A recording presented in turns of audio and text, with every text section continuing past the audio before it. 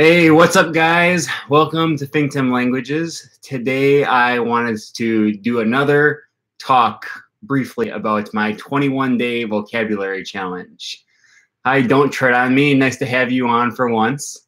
So if you missed my video from earlier this week, the 21-day vocabulary challenge is just something that I came up with that is just a way to motivate you to get back into the habit of learning new vocabulary every day.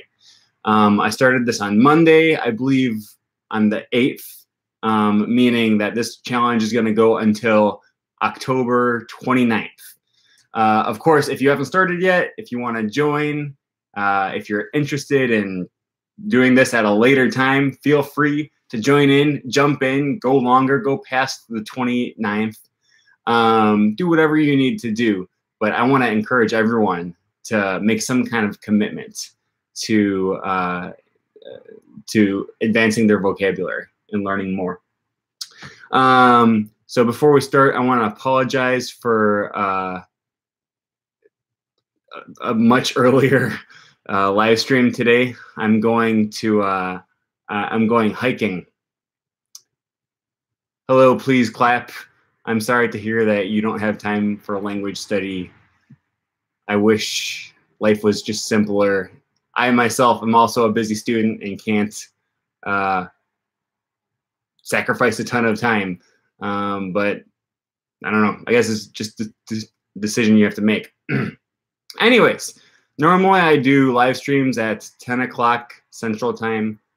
Today, I had to push it up a little bit because I'm going hiking with my girlfriend and her family. So, you know, I got a long drive to get up to Devil's Lake, Wisconsin. Anyways, I wanted to talk to you guys about this vocabulary challenge. So,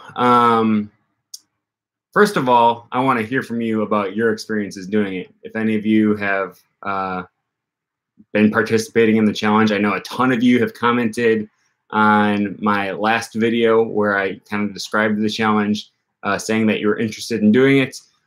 Some of you have connected with me on Twitter. And so I have some questions for you guys. Leave me, if you're watching this later as a recording, then leave me some comments down below. If you're watching it as we speak, then we can talk about that here in the comment section on the side. Let's see. So I have some questions for you. First of all, what time of day are you doing your repetitions? Are you using your spaced repetition system? I have an alarm set for 10:30 p.m. And I don't think I have ever actually, so far this week, I don't think I've ever studied actually at 10:30 p.m. Maybe one time. It's only been 5 days, and I think either once or maybe not at all. I can't exactly remember if I've studied at precisely 10:30 p.m. when my alarm goes off. Just because I'm normally already right in the middle of something. What it does do is it kind of gets the challenge back in my mind again. And so I start planning for myself to do my spaced repetition, whether it be 10, 15 minutes later, something along those lines. Okay, good morning, Aaron. Good morning. I'm watching from Indonesia. Wow. What time is it in Indonesia? It's got to be pretty late there, right?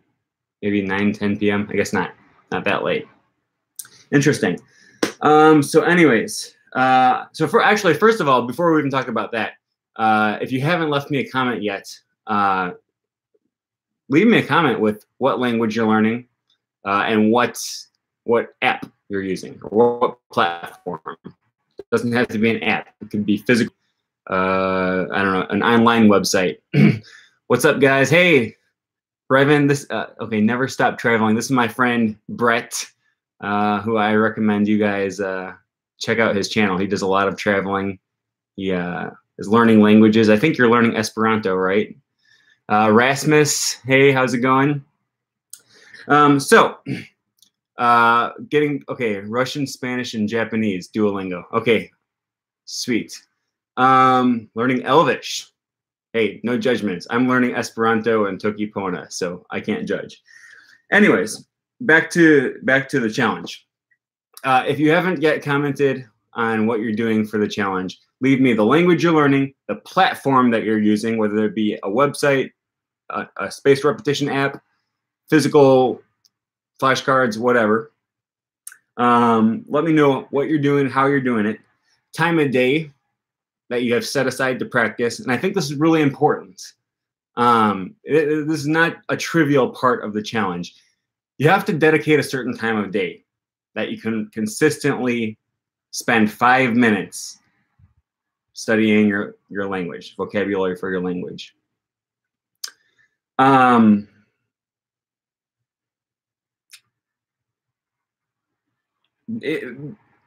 Because that's central to the challenge itself. This is not a challenge that says we're going to learn insane amounts of vocabulary in 21 days. That if that's what you think it is, you got it all wrong. This is a program that even Please Clap can find time to partake in. Like I said, I am very busy. This probably has been my busiest semester so far. I'm taking more credits than I've ever taken in the past. And so I'm swamped. That's why this challenge, Brett, is 5 minutes a day. If you can't sacrifice 5 minutes a day, then you need to clean out your life a little bit. And the point of the program is to spend 21 days practicing for at least 5 minutes. You can do 10, 15 minutes. Just don't overwhelm yourself. 18 credits. Whoa, sorry. I'm going to back off. We're going to spend 5 minutes a day. Don't overwhelm yourself. Take 5 minutes after you wake up, 5 minutes before you go to bed, whenever you want it to be, and you're going to do it every day. The point being that we're trying to build a habit that we can build off of, and keep going. Okay, the longer you do it, the easier it's going to become, the more it's going to become more routine. So that's why I said I set an alarm for 10:30 p.m. I might change it up during the process of the challenge. Like I said, I usually find myself to be right in the middle of something at 10:30 p.m. So I might switch it to in the morning. I wake up at 7:30 every morning, so maybe I'll set an alarm for 8 o'clock after I've already made my tea and breakfast. And then just spend 5 minutes in the morning. I do recommend studying right before bed because I don't know why, for some reason, psychologically, that the scientists are just telling us that if you study something before bed, it does a better job of solidifying the memories in your brain. You know, your brain is working to process everything that you did throughout the day while you're sleeping. So there is something to be said for studying right before bed. But if you can't do that, then it's better to practice in the morning than to not practice at all. Okay, I use many resources. The one I use most consistently is Quizlet. Yeah, Quizlet, my understanding is not super different from Memrise or anything. You know, there are little nuances that are different between these different platforms. Some are better and some are not as good in other things. They're all essentially the same. They do the same thing. It's spaced repetition. Okay, so we've talked about let us know what language you're learning, what platform you're using, what time of day you're choosing to study, and how it's working for you that time of day.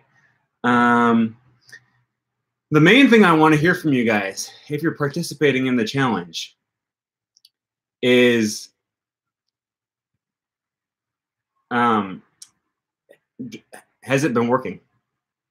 Have you succeeded? Have you been consistent? That's probably a better way of saying it. have you been consistent? And have you been doing it every day? Have you been failing? And the only way to fail this is not, I'm not worried about exactly how much vocabulary you're learning. The only way to fail is if you give up or if you're constantly forgetting.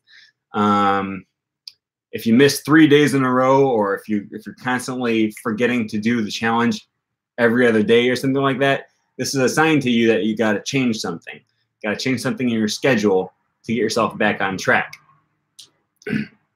5 minutes is not difficult. It shouldn't be terrible to implement that into your schedule.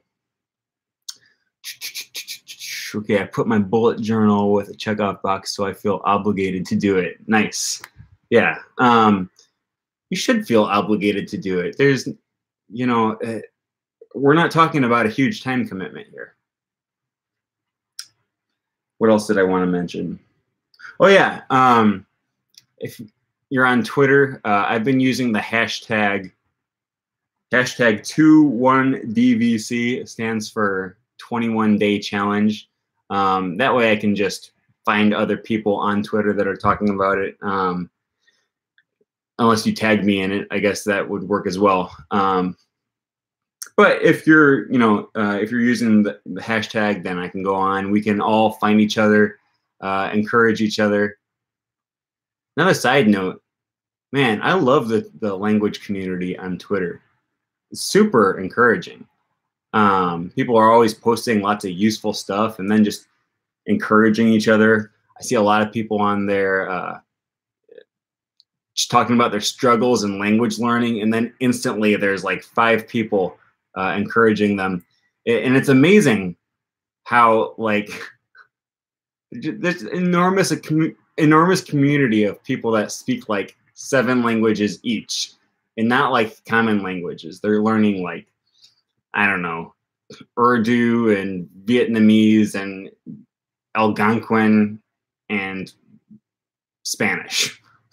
But it's awesome. It's an awesome community. It's a lot of fun. So if you're not on Twitter, my Twitter handle is @FingtamLangs, LANGS, just because Fingtam Languages is too long for a Twitter handle.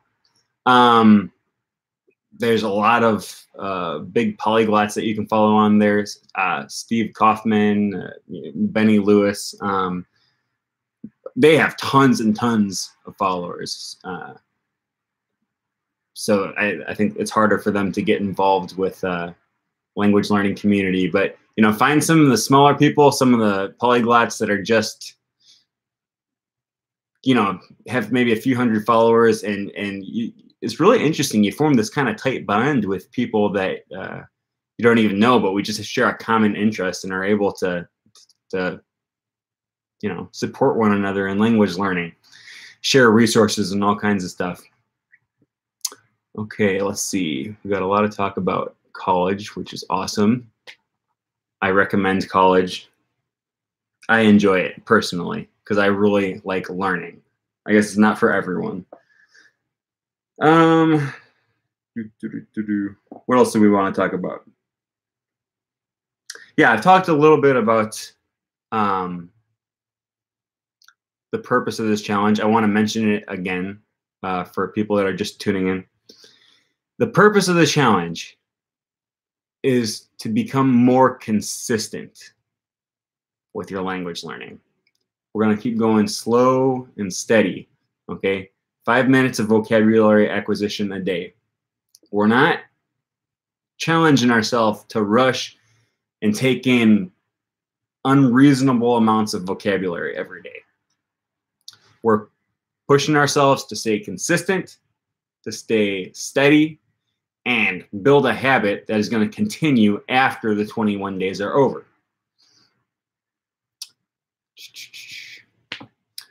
So I think that's essentially all I really had to say about that.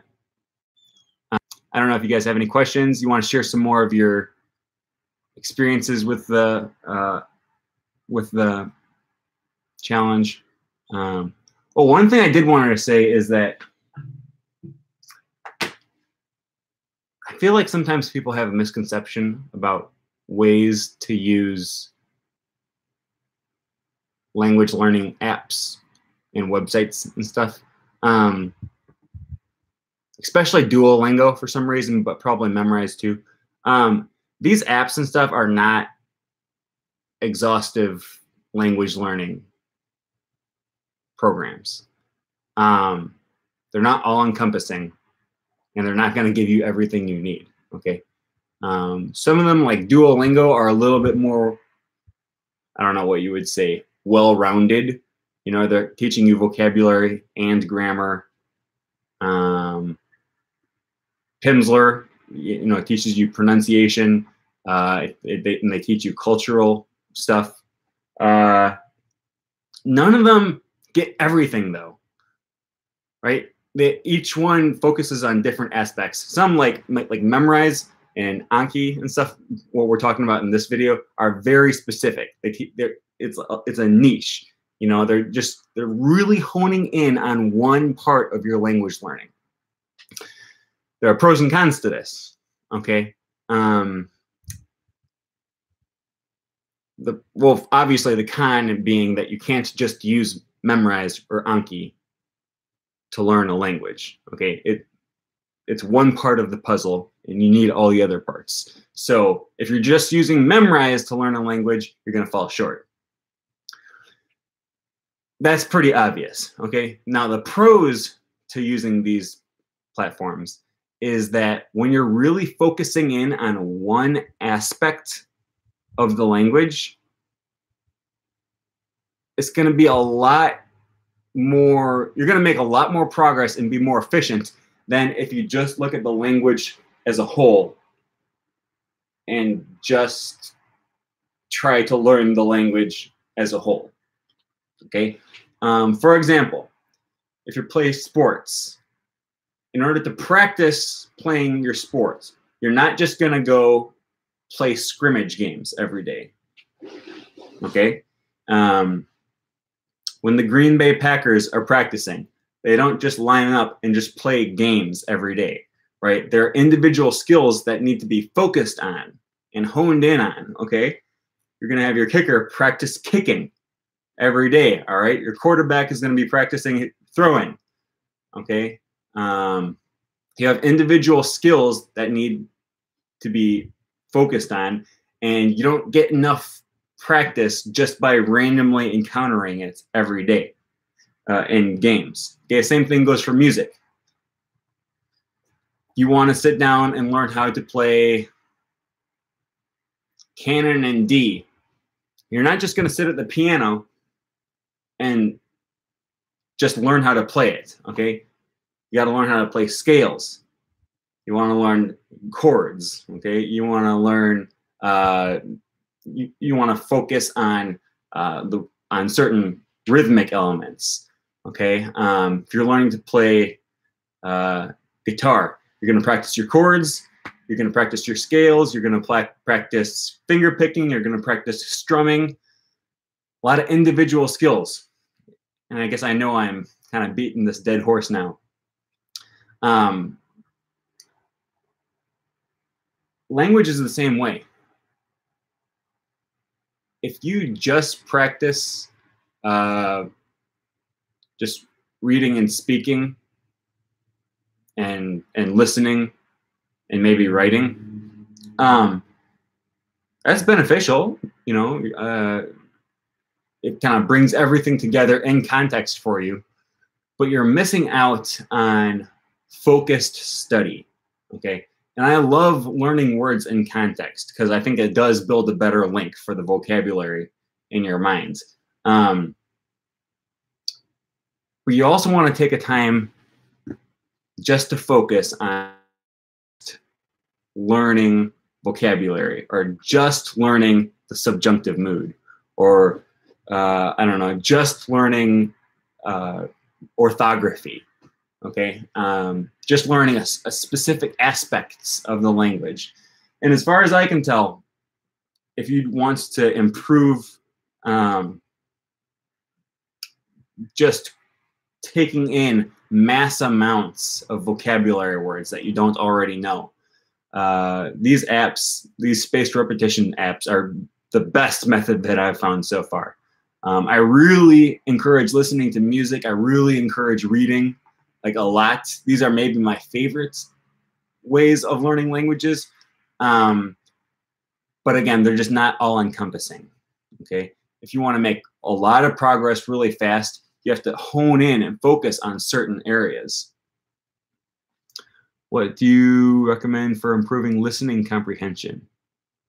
Well, obviously listening a lot. If you can listen to slow speech and stuff, slow music. I mentioned last time that I am considering a job in a call center. I listen a lot. I use music so much while learning. Yeah. The nice thing is that you can listen to music at all hours of the day. You can be listening to your target language 24 hours a day. We'll say 16 hours a day, assuming you want to sleep for 8 hours. Not just music, podcasts and stuff. And not just listening at normal speed. It has to be comprehensible, and it has to be interesting to you. Okay, so if you're already really good, then yeah, just listen at normal speed. If you're trying to improve, then you got to slow it down. You got to do things to help yourself be able to understand what's going on. All right, I think the problem comes down to guidance, as in some don't know what to use or slack off. People feel they're not using their time efficiently. Yeah, true. That's why there's different modes for using Anki and Memrise and stuff like that. I'm going to go back to the actual main subject of this video. You can use pre-made decks of vocabulary words that other people have come up for you, or you can make your own. And I find both of these to be very valuable. When I make my own vocabulary decks, I'm learning vocabulary that I know I'm going to use. It's specific to me because I'm the one that chose that vocabulary. This is the vocabulary that I personally want to learn, or I have some reason to learn. So that's great when I make my own decks. When I'm using decks other people made, I'm being exposed to vocabulary words that I haven't already been exposed to. So in other words, these are words that exist in the language that I don't know exist until I get to the vocabulary deck that someone else made. It's very useful for a constant inflow of vocabulary words that I'm not already familiar with. Okay.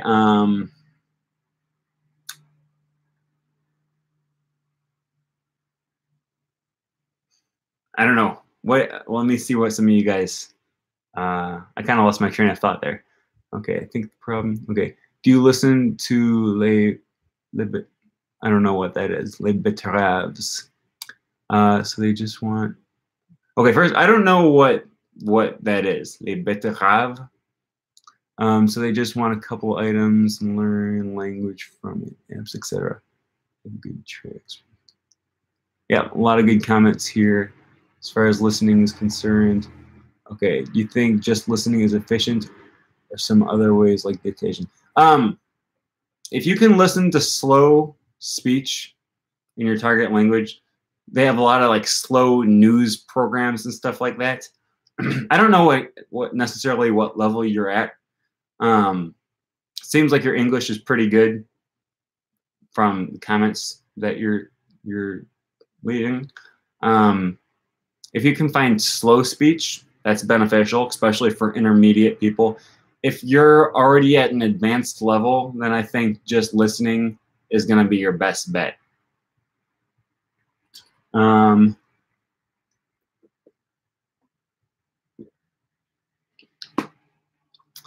had a lot of things that I wanted to say.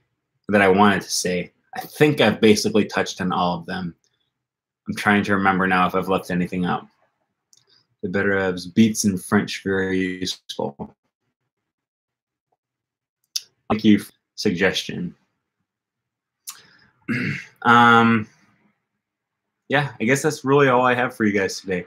I just wanted to encourage you to keep going in your vocabulary learning. If you haven't joined us yet in the challenge, please feel free to start now. you can either go for the next, I don't know, I guess 16 days or whatever it is. I'm going till October 29th. If you want to continue with us until then and keep motivating one another till the 29th, please go ahead and do that. If you want to do the whole 21 days, then by all means, keep going past the 29th until whenever you reach 21 days for yourself, and keep us updated. This doesn't have to be something that stops on October 29th. You know, if you're watching this recording 3 months from now and you want to start, let me know. Leave me a comment that you're going to start doing it today. And, you know, the beauty of small YouTube channels like mine is that I can actually have relationships with basically everyone that's active on my channel. So I would love to interact with you, help motivate you, hear your experiences, and especially to hear what works or doesn't work for you. Because honestly, when I hear back from you guys, that helps me discover new things and try new things in my language learning. I say this all the time, but I'm constantly having people leave suggestions on my YouTube channel, things that I never would have considered. Then I go ahead and try them, and they end up working great for me. That's actually how I started using Pimsleur, which, as I've said before, is one of my favorite apps, or one of my favorite methods for learning languages. Swag Lord, I love having relationships with you. You too, man. I'm really thankful for all of you guys that are active on the channel. To learn English for beginners like me, do you need to practice and read and write a lot? Yeah. Yep.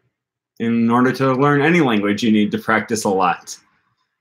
Okay, I mentioned slow audio. What do you think about the recommendation of listening to audio at 2 times speed? I'm not sure I believe those claims that this is going to accelerate brain processing. I think there might be some value in it, to be honest. Maybe not 2 times. 2 times is really fast. Maybe 1.25 or 1.5. You can set YouTube videos to faster speeds. This is also something I do with music, actually. When I play the trombone for my university orchestra, and when I'm practicing something that's just really difficult for me, I will first try to play it at normal speed. And if it's difficult at normal speed, I slow it down. On YouTube, you can set it to 75%, and I just find recordings of the songs that I want to practice along with. So if it's difficult at normal speed, I'll slow it down to 75%. Okay, then I play along with it at 75% until I'm comfortable. Then I bring it back up to normal speed, and it, you know, might still be difficult at normal speed. I'm usually a lot better after practicing at 75%. But then what I do after practicing at normal speed for a little bit, I bump it up to 125% speed or 150% speed. So now I'm actually playing way faster than what I would be playing in the actual orchestra setting. And I find it beneficial to play so much faster, because then you're getting, you know, especially with the trombone, you gotta move that slide back and forth really fast. Okay. And when you're doing that, you're getting a lot of practice playing faster than what you actually need to, so that when you go back to the normal speed, all of a sudden it just feels so easy. Okay. I watch English videos on YouTube at 2 times, but for my other target language, even 1.25 is challenging. Yep. It just takes time, takes a lot of exposure. I don't know that listening to videos at 2 times speed is going to be a huge help. I do see, I could see it being beneficial or valuable. Not something that I've tried before, so I'm hesitant to give you a definite answer. One thing that I am always saying on this channel is that at least try it. You can't hurt anything by trying. So if you think that listening to 2 times speed is helping your language learning, then do it. If it's not beneficial, then maybe there's something else that you could spend your time better doing. Give it a try. Give it a shot. Always experiment. Always try new things. I think that's basically about it. Everything that I wanted to talk about on this video. So I'm going to end it here so that I can get up north and get hiking. I'll see you guys probably next week. Good night, sweet prince. Thanks for that. I don't know how to respond, but we'll see you guys soon.